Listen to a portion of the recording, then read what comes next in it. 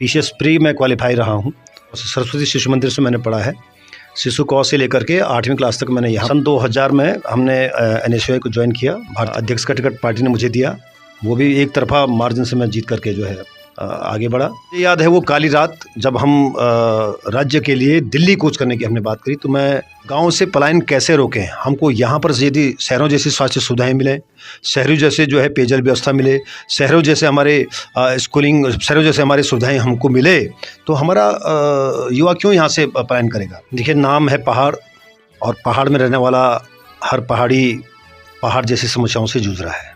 आपके संघर्ष को देखकर ये समझेंगे कि नहीं, कुछ पाने की लालसा में ही काम नहीं करना है, बल्कि कुछ देने की लालसा में भी काम करना है। पार्टी यदि मुझे टिकट देती है तो बहुत अच्छे विजन के साथ, जिन विजन को लेकर, जिन उद्देश्यों को लेकर, जिन मुद्दों को लेकर मैंने पहले भी लड़ाई लड़ी है, उन्हीं मुद्दों को लेकर मैं 2027 में जनता के बीच में रहूँगा। मैं बहुत शैतान भी हूँ बचपन में, अब होने से बच्चा तो शैतान होता ही है। और उन्होंने पकड़ा वहाँ पर कनाल का छुट्टा और ना जाठू पकड़े, अम्मी दम मारे, अम्मी बहारों ने मेरा चमन लूट कर खिजा को ये इल्जाम क्यों दे दिया। ये नशा केवल समाज को, उनके शरीर को नहीं, उनकी मानसिकता को भी खोखला कर रहा है। किसी पॉलिटिकल पार्टी का झंडा उठाने से पहले अपने समाज, अपने परिवार के प्रति देखना होगा। ये बहुत सराहनीय प्रयास एनएच परिवार का है, तो मैं आपके उज्जवल भविष्य की कामना करता हूं। और हमारे साथ हैं श्रीमान मुकेश नेगी जी। नमस्कार, स्वागत है आपका एनएच परिवार में। नमस्कार दोस्तों, मैं सुनील पुंडीर आपका स्वागत करता हूं एनएच परिवार में, पूरे एनएच परिवार की ओर से। दोस्तों, आज एनएच परिवार के व्यक्ति विशेष सीरीज में आए एक खास उत्तराखंडी व्यक्तित्व, सरल हृदय एवं सौम्य व्यवहार के धनी, और साथ ही साथ आप बहुमुखी प्रतिभाओं में महारत रखते हैं। आप राजनीतिक जीवन में काफी सारे पदों पर विराजमान रहे हैं। गोचर में आप नगर पालिका के अध्यक्ष रहे हैं, पार्षद रहे हैं। 15 साल तक लगातार आपको जनता ने अपार प्यार दिया, आपको 15 साल दिए। आप तब कांग्रेस में जिलाध्यक्ष रहे हैं। तो आपका जो प्रारंभिक जीवन है, साथ ही साथ आपकी शिक्षा दीक्षा है, राजनीति के क्षेत्र में आप कैसे गए, युवाओं के बारे में आपकी क्या सोच है, मातृशक्ति के बारे में आपकी क्या सोच है। जिस परिवेश में इस समय हम रह रहे हैं, यहाँ पर बहुत सारी कमियाँ होंगी, बहुत सारी अचीवमेंट्स हम ले सकते हैं, क्या क्या हो सकता है, क्या क्या आप करना चाहेंगे। साथ ही साथ 2027 का मैदान जो हमें दिख रहा है, उसमें क्या आप रणभेरी बजाएंगे, क्या आपका विजन रहेगा, ये बहुत सारी बात आज जानेंगे व्यक्ति विशेष कार्यक्रम में। तो हमारे साथ हैं श्रीमान मुकेश नेगी जी। नमस्कार, स्वागत है आपका एनएच परिवार में। धन्यवाद पुंडीर जी। एनएच परिवार में आज आपने मुझे इंट्रो करवाया, और आपके चैनल के माध्यम से हजारों और मैं समझता हूँ लाखों लोग मुझसे रूबरू होंगे। देखिए, आपने व्यक्तिगत जीवन के बारे में पूछा है। मेरा अपना मानना है कि हम सामाजिक और राजनीतिक लोगों का व्यक्तिगत जीवन बहुत ज़्यादा महत्वपूर्ण नहीं होता है। हम लोग समाज के लिए होते हैं, तो समाज के लिए ही हम ज़्यादा, हमारी प्रतिबद्धता होती है। आपने पूछा है तो मैं बताना चाहूँगा। मेरा जो बचपन या जो मेरी प्राथमिक शिक्षा या जो मेरे पेरेंट्स के बारे में आपने पूछा है, मेरे पिताजी फॉरेस्ट में रेंज अफसर पद से सेवानिवृत्त हुए हैं। मेरी माताजी प्रधान अध्यापिका पद से सेवानिवृत्त हुई हैं, और मेरी प्राथमिक शिक्षा यहीं गोपेश्वर में कक्षा शिशु कौ से, सरस्वती शिशु मंदिर से मैंने पढ़ा है। शिशु कौ से लेकर के 8वीं क्लास तक मैंने यहाँ पढ़ा। उसके बाद माध्यमिक शिक्षा मेरी हरिद्वार से हुई। तत्पश्चात मैं साइंस स्नातक डीएवी कॉलेज से रहा हूँ, परास्नातक में वहीं से रहा। इसके अलावा कुछ डिप्लोमाज वगैरह जो होते हैं मामूली, वो मैंने किए हैं। ये मेरा थोड़ा व्यक्तिगत जीवन है। तो भाई साहब, जो ये आपका राजनीतिक जीवन है, क्योंकि आपके जो परिवार में आपके माता पिता राजकीय सेवा में रहे, तो आपके मन में कभी सोच आई कि यार मैं राजकीय सेवा में जाऊं, ऐसा कुछ? देखिए, माँ बाप का सपना भी होता है कि हमारा बच्चा जो है, जिस पद पे हम हैं, उससे आगे बढ़ के जाए। और हमने इस दिशा में काफ़ी कोशिश भी की, प्रयास भी किया। कंपटीशन बहुत हमने किए, CPOs मैंने निकाला है। और इसके अलावा जो है, जो अन्य प्रतियोगी परीक्षाएँ होती हैं, पीसीएस प्री मैं क्वालिफाई रहा हूँ, और मेधावी भी था, पढ़ने में काफ़ी ठीक ठाक पढ़ने में था, मेहनत भी करता था। लेकिन देखिए, नियति बड़ी चीज़ होती है, जहाँ आदमी को ले चलती है, आदमी उधर ही जाना पड़ता है। तो भाई साहब ये जानना चाहेंगे फिर कि आखिर आप राजनीतिक जीवन में किस प्रकार आए, वो क्या कारण थे जो कि आपको राजनीति में लेकर आए? देखिए, राजनीति में आना एक संयोग भी कह सकते हैं, क्योंकि हम लोग सामाजिक जीवन में रहे हैं। बचपन से ही, मैं बाल्यावस्था से ही सामाजिक जीवन में रहा हूँ। मैं राजनीति को समाज से जोड़ करके देखता हूँ। हुआ यूँ, हमने जो है प्रतियोगिता परीक्षाएं हमने बहुत किए, लेकिन कुछ नियति में कुछ चीज़ें हो जाती हैं, नहीं हो पाए। छोटी मोटी परीक्षाओं तो बहुत निकले, लेकिन पता नहीं क्यों मेरा वहाँ रुचि नहीं जग पाई। मैं कॉलेज लाइफ से मैं NSUI में जुड़ गया था। सन 2000 में हमने NSUI को ज्वाइन किया। भारतीय राष्ट्रीय छात्र संगठन हमारे कांग्रेस की छात्र इकाई है। उसके पश्चात जब जुड़ा तो बिल्कुल एक इंटरेस्ट बंद हो गया। तब उसके बाद जुड़े तो युवा कांग्रेस में हम लोगों को जो है पूर्व हमारे विधायक केदारनाथ और उस समय चमोली जनपद रुद्रप्रयाग एक हुआ करता था, वो युवा कांग्रेस के जिलाध्यक्ष हुआ करते थे। उन्होंने मुझे गौचर में यूथ कांग्रेस का नगर अध्यक्ष बनाया 2002 में। तो उसके बाद 2002 से फिर राजनीतिक सफ़र शुरुआत 2003 में हमारे नगर पालिका के इलेक्शन हुए, तो मुझे पार्षद का पार्टी ने टिकट दे दिया वार्ड नंबर 1 से, और वहाँ से भारी बहुमत से मैं कांग्रेस के सिंपल में चुनाव जीत के आया। उसके बाद फिर 2008 में नगर पालिका का नगर पंचायत थी उस समय, अध्यक्ष का टिकट पार्टी ने मुझे दिया।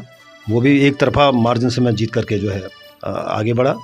फिर 2013 में पुनः नगर पालिका का सीट सामान्य आई, और परिस्थितियाँ ऐसी बनी कि हमारे तत्कालीन हमारे स्वर्गीय विधायक डॉक्टर AP मैखरू जी ने मुझे कंपेल किया कि आपको ही चुनाव लड़ना है, क्योंकि उन परिस्थितियों में दूसरा उम्मीदवार कोई खराब नहीं उतर पा रहा था। उस समय भी मुझे भारी बहुमत से जीत मिली। पार्टी से 2-3 उम्मीदवार और हो गए थे, लेकिन उसके बाद भी। तो इस प्रकार से हमारा राजनीतिक जीवन प्रारंभ हुआ, और लगातार 2003 से 2018 तक लगातार 3 बार मुझे नगर पंचायत और नगर पालिका में काम करने का अवसर मिला। मतलब जनता का लगातार आपको आशीर्वाद मिलता रहा, और कहीं ना कहीं आप उनकी उम्मीदों पर खरे उतरे होंगे, तभी आपको ऐसा सौभाग्य प्राप्त हुआ। बहुत बहुत साधुवाद आपको। जहां चाह होगी वहां राह बनेगी, और ऐसा कुछ आपके साथ हुआ है। बहुत सारे हमारे माता बहनें हैं, यूथ हैं, हमारे बुजुर्ग हैं, जिन्होंने उत्तराखंड आंदोलन में काम किया है। उन्होंने उत्तराखंड के लिए अपना सर्वस्व किया है। तो आपका भी बहुत बड़ा एक योगदान उत्तराखंड आंदोलन के लिए रहा है। तो क्या साझा करना चाहेंगे आप? देखिए, उत्तराखंड राज्य आंदोलन बहुत ऐतिहासिक और अभूतपूर्व जन आंदोलन रहा है। मैंने उसको बहुत करीब से महसूस किया है। मुझे याद है, हम लोग उस समय कम उम्र के थे, छोटे ही अवस्था में थे, BSc में पढ़ता था। तो एक जुनून सा हमारे अंदर भी था कि हमने अपने राज्य की लड़ाई लड़नी है। उसको लेकर के हम लोगों ने एक कमेटी बनाई, उत्तराखंड संयुक्त छात्र संघर्ष समिति, और उसके बैनर तले हम लोगों ने जो है स्कूलों में जाकर के, कॉलेजों में जाकर के, गांव में जाकर काली पट्टी पहन करके हमने लोगों को अवेयरनेस लाने का हमने काम किया। उसके बाद मुझे याद है वो काली रात, जब हम राज्य के लिए दिल्ली कूच करने की हमने बात करी, तो हम भी गौचर मेरा होम टाउन, वहाँ से हम लोग 2 बसों में, और मैं मेरे अंदर इतना जुनून था, मैं बस की छत में चढ़ गया ऊपर। अब बस की छत में लगाइए, बस की छत में बैठा, और वहाँ से लेकर के रामपुर तिराहे तक हम बस की छत में लगातार वहाँ तक बने। और उस रात जो कुछ हुआ, फिर भूखे प्यासे हम लोग रहे, गोलियाँ चल रही थी, जान की परवाह तो कुछ क्यों थी, लेकिन हमें कुछ पता ही नहीं चला। हम तो फ्रंट पे थे, लेकिन एकदम से जो है जब मार पिटाई शुरू हो गई, तब जाके हम लोग जो है वहाँ पर हम भी भिड़े, कुछ चोटें हम भी लगी। उस बार रात को जो क्रूर रात, तो मैं उसको कहूँगा बहुत दुर्दांत रात कहूँगा, ऐसा वो हुआ। हमने मुखर होकर उस आंदोलन को लड़ा, और हम लोग राज्य आंदोलनकारी का तमगा हासिल नहीं कर पाए। मैं 3 दिन तक वहाँ पर, हम लोग 3 दिन तक नजरबंद रहे। तो ये जानना चाहूँगा जरूर, ये बहुत बड़ी बात सामने निकल कर आई है कि आखिर जब आप मुजफ्फरनगर में आप प्रत्यक्षदर्शी रहे हैं, आप गए हैं, आपने यातना सही है, तो ऐसा क्यों आखिर? देखिए, मैंने कहा ना, ये अभूतपूर्व जन आंदोलन था। ये एक व्यक्ति का या कुछ समूह का आंदोलन नहीं था। ये हमारी माता बहनों का आंदोलन था, व्यापारियों का आंदोलन था, कर्मचारियों का आंदोलन था। लाखों की संख्या में लोगों ने इसमें प्रत्यक्ष रूप से प्रतिभाग किया। अब रही बात तमगा हासिल करने की, राज्य आंदोलनकारी की, तो मैं बहुत स्पष्ट आपको कहना चाहता हूँ, मुझे भी चयनित प्रक्रिया में रखा गया था, लेकिन मैंने लेने से स्पष्ट इनकार किया। मैंने कहा उस समय हमारी कोई इच्छा नहीं थी, ना राजनीति में आने की इच्छा थी, ना कुछ हमारे, लेकिन सामाजिक लोग हम रहे, राज्य आंदोलन में रहा, इसलिए मैंने उस चीज़ में बहुत इंटरेस्ट लिया। और मेरा ये आज भी मानना है, राज्य आंदोलनकारी कोई व्यक्ति विशेष नहीं थे। हर लाखों की संख्या हमारे माताएं, वो भी राज्य आंदोलनकारी थी, लाखों की संख्या में जो है हमारे कर्मचारी, हमारे व्यापारी सारे राज्य आंदोलन कर रहे थे। तो मेरा मानना है कि सभी लोग आंदोलन कर रहे हैं।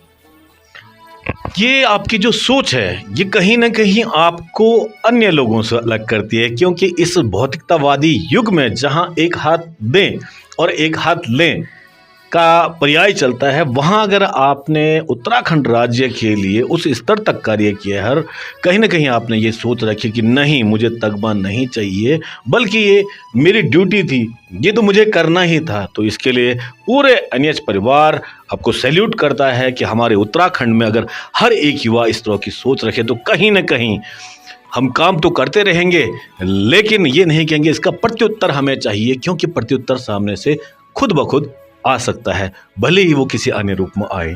खैर, बहुत बहुत धन्यवाद आपका। इस प्रकार की जो वार्तालाप है कहीं ना कहीं एक सकारात्मक दिशा की ओर हमारे पूरे समाज को ले जाएगी।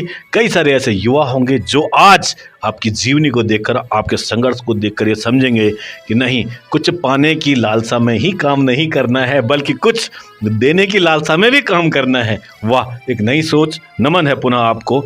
आप पहाड़ से हैं, पहाड़ आपकी कर्म भूमि रही है, आप एक राजनेता रहे हैं, विभिन्न पदों पर आसीन रहे हैं। तो आपसे ये जानना चाहेंगे कि आखिर जो पहाड़ है वहाँ क्या समस्याएं हैं, माता बहनों की समस्याएं, युवाओं की समस्या, खास तौर पे मूलभूत जो चीज़ें आपको लगती हैं कि हाँ हमारे पहाड़ भी ये चीज़ें होनी चाहिए, और क्या आपका विज़न है कि क्या आप यहाँ पर लाना चाहेंगे? देखिए, नाम है पहाड़, और पहाड़ में रहने वाला हर पहाड़ी पहाड़ जैसी समस्याओं से जूझ रहा है। राज्य बने 25 साल हो गए, लेकिन मैं समझता हूँ वो जो मुद्दे, जो हमारे जो लड़ाई थी, वो लड़ाई आज भी अधूरी है। पहाड़ की समस्याओं के बारे में मुझे बहुत ज़्यादा कहने की आवश्यकता नहीं है, सब लोग जानते हैं आज पहाड़ में क्या समस्याएं हैं। आज़ादी के 75 साल, 78 साल और राज्य बनने के 25 साल बाद भी आज हम उन्हीं समस्याओं से लगातार जूझ रहे हैं। हमारी माता बहनें, हमारे नौजवान किस स्थिति में है ये आप सहज अंदाज़ा लगा सकते हैं। माता बहनें आज भी घास, जल, जंगल की लड़ाई लड़ रही हैं, भालू का, तेंदुए का शिकार बन रही हैं। स्वास्थ्य सुविधाओं के अभाव में हमारी गर्भवती बहनें दम तोड़ रही हैं। हमारी माता बहनें जंगल से घास लाने के लिए अपनी जान को जोखिम में डाल रही हैं और चट्टान से गिर के मर जा रही हैं। हमारा बेरोज़गार आज रोज़गार न मिलने के कारण पलायन करके जो है दूसरे बड़े मेट्रो शहरों में जाने को मजबूर है।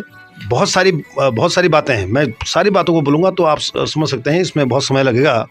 लेकिन पहाड़ में आज भी मैं समझता हूँ अच्छा रोज़गार, स्वास्थ्य, बदहाल स्वास्थ्य, सड़कें हमारी अभी तक नहीं बन पाई हैं।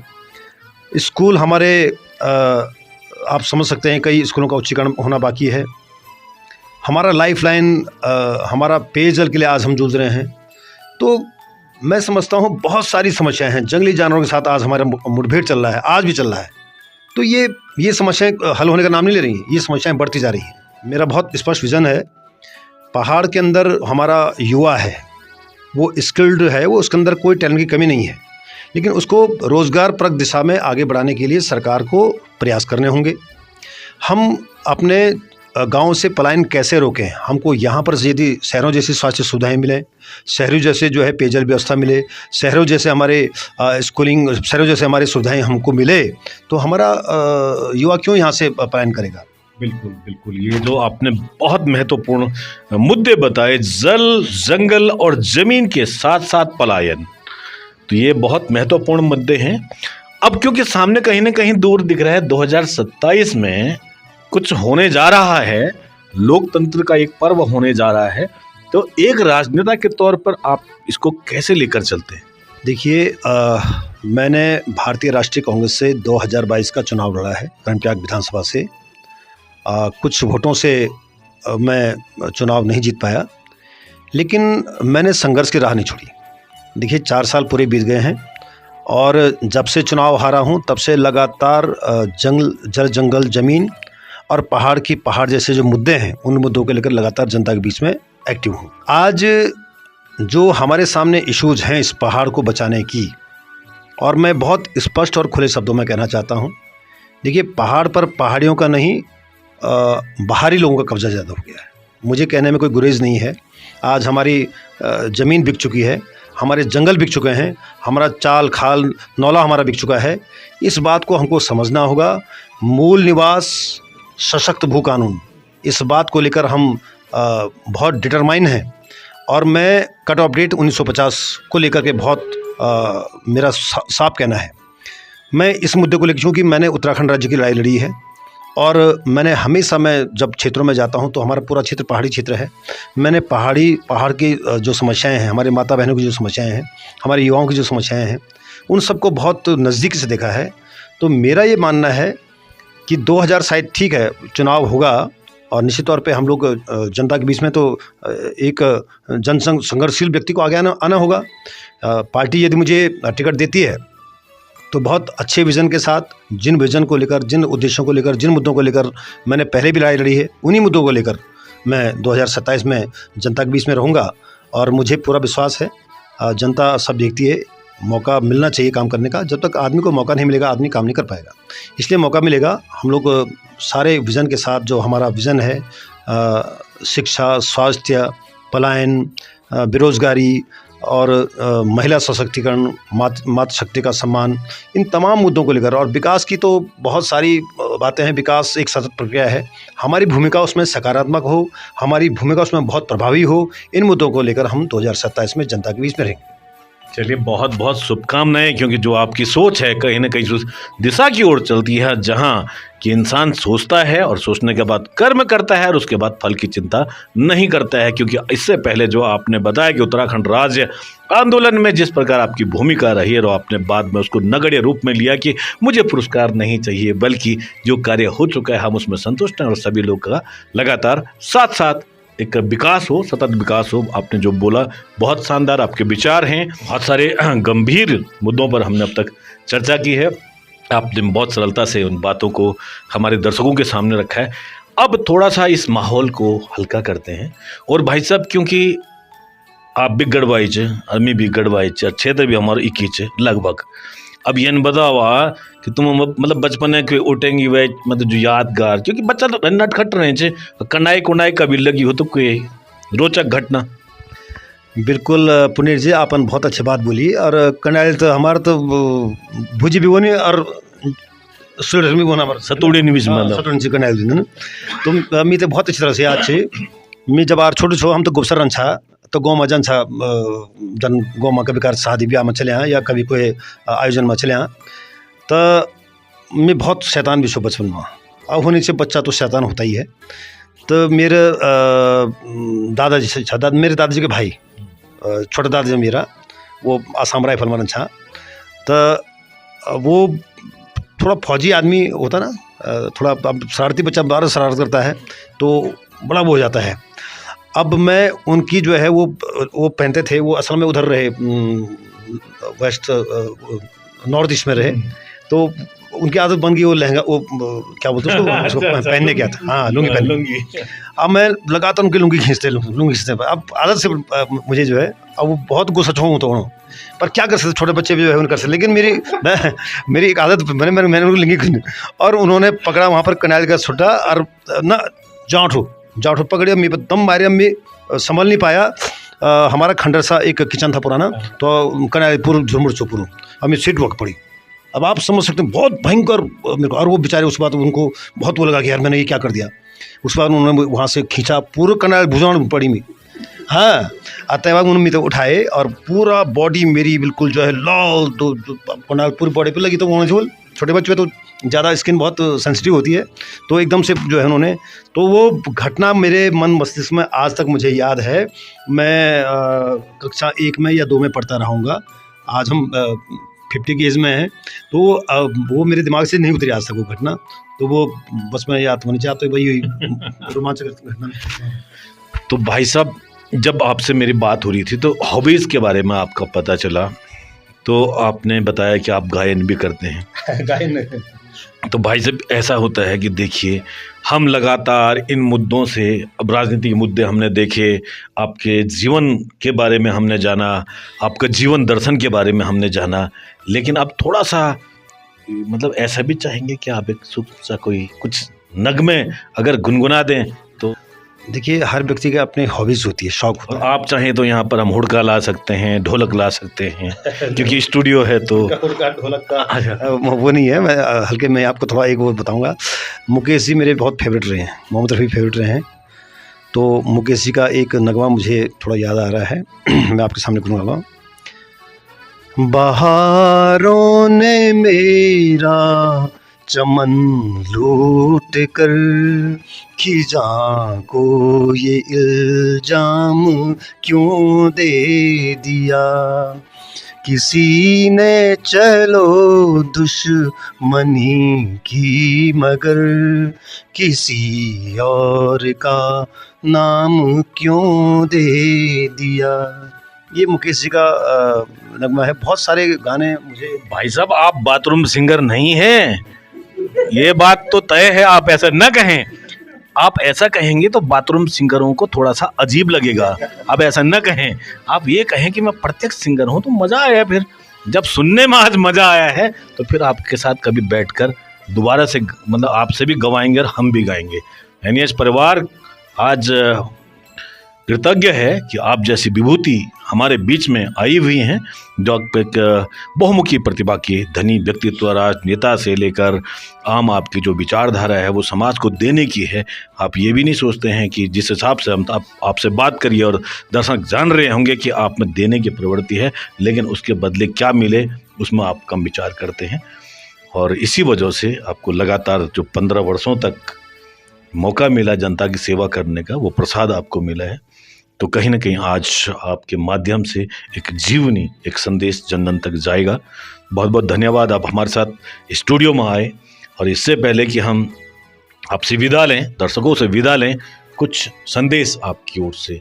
अभी हमारे देश में, हमारे सिर्फ देश में नहीं पूरे विश्व में जो युवा वर्ग है वो हर देश की रीढ़ की हड्डी होता है, क्योंकि उसे उस देश को सामाजिक तौर पे, आर्थिक तौर पे, मानसिक तौर पर आगे ले जाना होता है।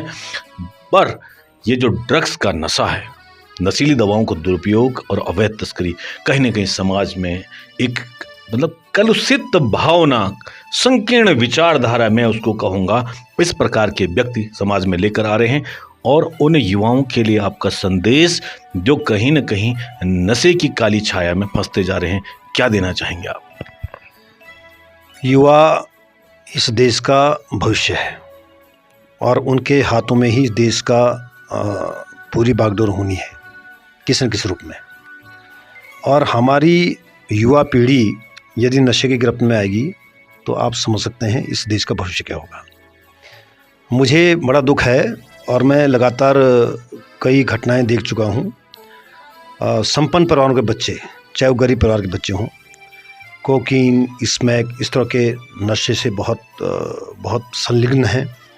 और ये नशा केवल समाज को, उनके शरीर को नहीं, उनकी मानसिकता को भी खोखला कर रहा है। ये जहर तो हमारे पहाड़ों में पहुंच चुका है। बड़ा दुर्भाग्य, हमारे जनपद चमोली के अंदर भी इसका जो है बहुत मामले सामने आ रहे हैं। कई बच्चे हमने अपने सामने देखे जो अपने कपड़े तक बेच देते हैं इसके लिए। पूरा जो उनके माँ बाप ने सपने सजोए हैं बच्चों के लिए कि मेरा बच्चा पढ़ेगा, उसको अपने आप खून पसीने कमाई दे करके उसको देहरादून में, श्रीनगर में, जो उत्तराखंड के कस्बे हैं उनमें भेजते हैं, लेकिन बच्चा नशे की गिरफ्त में आ जाता है, उसका पूरा जीवन बर्बाद हो जाता है। तो मैं युवा पीढ़ी से मेरा बहुत विनम्र आग्रह है, आप इस देश के भविष्य हैं और आपके माँ बाप ने आपको पैदा किया, एक सपना सजोया कि मेरा बेटा पढ़ेगा, लिखेगा, डॉक्टर बनेगा, इंजीनियर बनेगा, वकील बनेगा, पॉलिटिशियन बनेगा, बिजनेसमैन बनेगा। इस उम्मीद के साथ आपको आगे बढ़ाने की दिशा में आपके माँ बाप आपके लिए दिन रात एक करते हैं, खून पसीना बहा करके। जो मध्यम वर्गीय परिवार हैं, गरीब परिवार हैं, चाहे उच्च संपन्न परिवार हैं, सबकी मूल भावना होती है कि मेरा बेटा पढ़ेगा, आगे बढ़ेगा, बड़ा काम करेगा।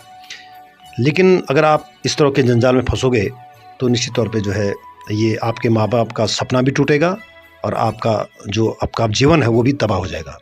तो मेरा आग्रह है, आप नशे के चुंगल से दूर रहें, इस तरह की सोसाइटी में न जाएं। और यदि आपको कहीं पर लगता है कि आप इन्वॉल्व हो चुके हो तो आप किसी सामाजिक संस्था की मदद लो, किसी पॉलिटिशियन की मदद लो, किसी अच्छे व्यक्ति की मदद लो, ताकि आपको उस गहरे कुएं के अंदर जाने से रोका जा सके। बहुत बहुत धन्यवाद आपका। और आज हमारी माता बहनें राजनीति के क्षेत्र में हैं, हमारी माता बहनें विज्ञान के क्षेत्र में हैं, तमाम तरह के क्षेत्र में हमारी जो माता बहनें हैं वो अपना परचम लहरा रही हैं। तो इस एनएच परिवार के व्यक्ति विशेष कार्यक्रम के माध्यम से माता बहनों को आपका संदेश। देखिए, माता बहनें तो हमारे परिवार की जो है, अगर मैं कहूँ तो वो अपना पूरा जीवन न्यौछावर करती है परिवार को चलाने के लिए। हम पहाड़ के लोग हैं और हमने अपनी माता को भी देखा हो। मेरी माता तो अध्यापिका थी, लेकिन उन्होंने जंगल की घास भी काटी, हमको भी पाला पोसा है, बहुत परिश्रम किया है। मैं तो, मुझे कहने में कोई गुरेज नहीं है, मैं मेल हूँ, पुरुष हूँ, लेकिन माता बहनों का मैं बड़ा सम्मान करता हूँ और उनका जीवन बहुत कठिनतम जीवन होता है। और आज मुझे खुशी है जिस प्रकार से हमारी माता बहनें जो पहले पर्दे के पीछे हुआ करती थी और हम लोग जब भाषण देते थे तो तालियां बजाने काम करती थी, आज वो हमसे तालियां बजवा रही हैं। अब किसी भी क्षेत्र में आप देख लीजिए, वो चाहे वो, मैं देखता था कि कभी हमारे जो पहाड़ी उसमें अंचल में जो है हमारे महिला मंगल दल बहुत मुखर होकर आगे नहीं आती। आज देखिए, अब शादी ब्याह में 90% तुम्हारी माता बहनें जो हैं बाराती बन के जा रही हैं। सारे सांस्कृतिक कार्यक्रम, मेले, खेले, सामाजिक आयोजन सब उनके बगैर अधूरे हैं। इवन कि मैं तो, मुझे कहने में कोई गुरेज नहीं है, राजनीतिक दल तो सबसे ज़्यादा उन्हीं का इस्तेमाल कर रहे हैं। और मैं तो खुलेआम कहना चाहता हूँ, हमारी माता बहनों को जो परिवार की आस होती हैं, जो परिवार चलाती हैं, उनको अपने सोच को, दायरे को बढ़ाना होगा। किसी पॉलिटिकल पार्टी का झंडा उठाने से पहले अपने समाज, अपने परिवार के प्रति देखना होगा। और मैं देख रहा हूँ इस चीज़ को बहुत गहनता से, मैंने बहुत टाइम से देखा है। हमारी माता बहनें यदि जागरूक हों, पॉलिटिकली भी जागरूक हों, तो संघर्षशील अच्छे व्यक्ति को आगे लाने में बहुत महत्वपूर्ण भूमिका निभा सकती हैं।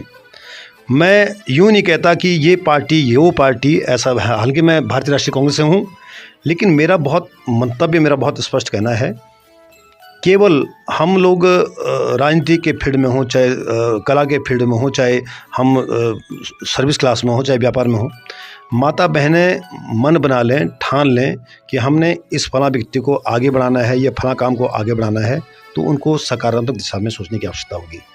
मैं भुक्तभोगी रहा हूँ, इसलिए मुझे ये कहना पड़ रहा है। चलिए, बहुत बहुत धन्यवाद आपका। माता बहनों के प्रति आपकी जो सोच है, युवाओं के प्रति जो सोच आपकी, हमारे पहाड़ के प्रति आपकी जो सोच है, विकास के प्रति आपकी जो सोच है, तो उससे लगता है कि कहीं ना कहीं एक आज वो समाज को सकारात्मक दिशा में ले जाने के लिए अवश्य हमारी मदद करेंगी, हमारी मददगार साबित होंगी। जाते जाते इतनी बातें हमारे बीच में हुई हैं, हंसी मजाक हुई, बहुत सारी चीज़ें हो गई हैं। अब आपसे हम चाहेंगे कि एनएच परिवार के बारे में आप क्या कहना चाहेंगे, आपका एक संदेश। एनएच परिवार से आज मैं पहली बार आपके स्टूडियो में रूबरू हुआ और मैं जब आया तो यहाँ पर मैंने बहुत सुंदर आपका ये देखा, और जो आपका जो उद्देश्य है, बहुत अच्छे लोग आपके साथ जुड़े हुए हैं। आदरणीय बरतवाल जी हैं, आप हैं, और भी लोग आपके साथ जुड़े हुए हैं, और बहुत क्षेत्रों में आप लगातार काम कर रहे हैं। आपने मेरा भी यहाँ पर सम्मान किया, मैं इसके लिए आपका बहुत बहुत आभारी हूँ। और मैं चाहता हूँ इस प्रकार के जो है, जो जैसे आपका एनएच परिवार है, आप हर विधा में आज काम कर रहे हैं, कला के फील्ड में काम कर रहे हैं, मातृशक्ति के सशक्तिकरण की दिशा में काम कर रहे हैं, सामाजिक जीवन में कर रहे हैं, चाइल्ड वेलफेयर के लिए काम कर रहे हैं, और ये ड्रग्स, नशा, इसके खिलाफ आप काम कर रहे हैं, और सांस्कृतिक कल्चर को बढ़ाने की दिशा में आगे काम कर रहे हैं। तो ये बहुत सराहनीय प्रयास एनएच परिवार का है।